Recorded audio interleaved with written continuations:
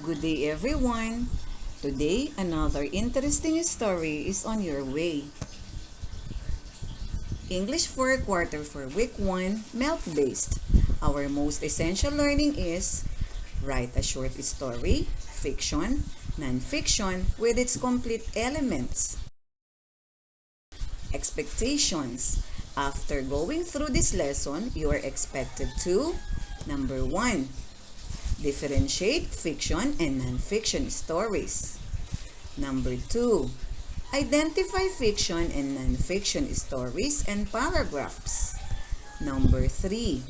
Write a short fiction or non-fiction story using guide questions. Let's have a review on the different elements of a story. They are characters are the people, animals, or fictional participants in the story. Number 2, setting. It is the place and the time where and when the story happens. Number 3, plot. It is the sequence of events that makes the story. Number 4, conflict. The part in the story where the problems happen. Number 5, climax. It is the most interesting or most exciting part of the story. Number 6, theme. It is the central idea of the story. Our pretest now. Direction. Analyze whether the following sentences are fiction or non-fiction. Number 1. Narda got the stone, swallowed it, and as she shouted, "Darna!" in an instant, she turned into a very powerful superhero. Is superhero real? Number 2. Lea Salonga was the first Asian who became a famous stage actress and won the Oscar Awards. Is it real? Number 3.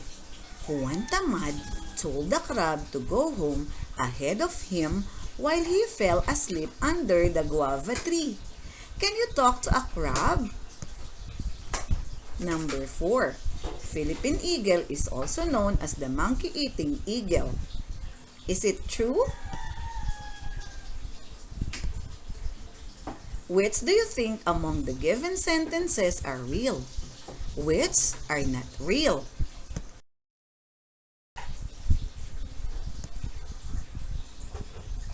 Our world is full of different stories. Stories which give us entertainment and learnings as well. This can be classified or categorized as fiction and non-fiction.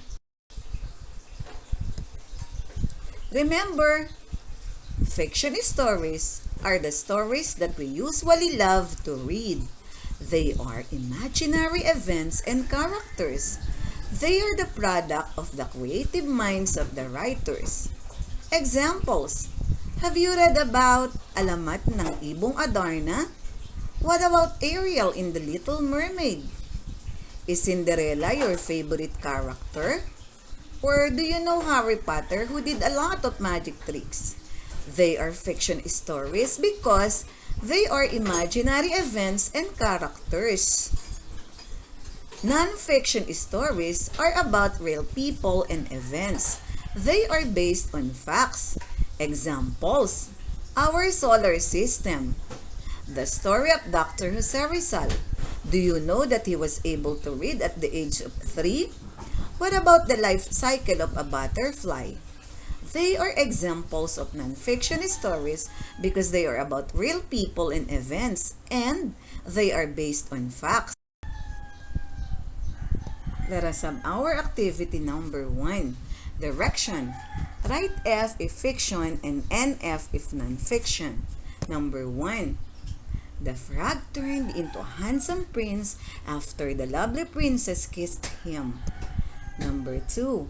A bundle of money was found by a taxi driver and he honestly tried to find the owner and gave it back. Number 3. The talking cat chased Raquel and gave her pieces of gold. Number 4. A strong typhoon can damage lives and properties. Number 5. The 7 dwarfs loved and took care of Snow White while she was in the forest. Let's take a look at the correct answer. Number 1 is F, fiction. Number 2 and F, nonfiction. Number 3, F, fiction. Number 4 and F, nonfiction. And number 5, F, fiction. Let us have activity number 2. This time, you are going to be writers. You are going to write a nonfiction story with its elements using the given events and guide questions. Okay, what did you notice about the given events?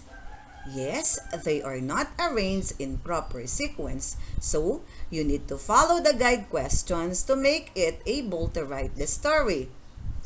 Number 1, who was the little girl?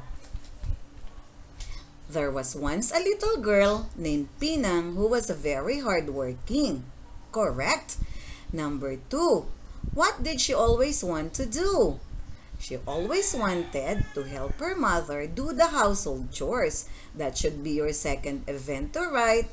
Number 3, who called her one day? One day, the little girl was called by her mother.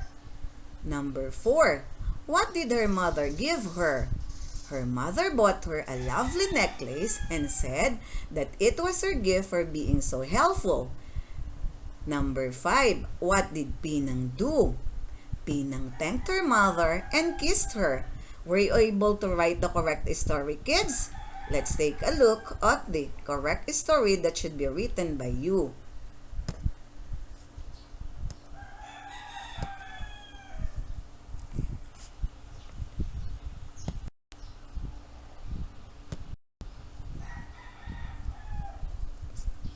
Don't forget to like, subscribe, and hit the notification bell for more video lessons. Thank you!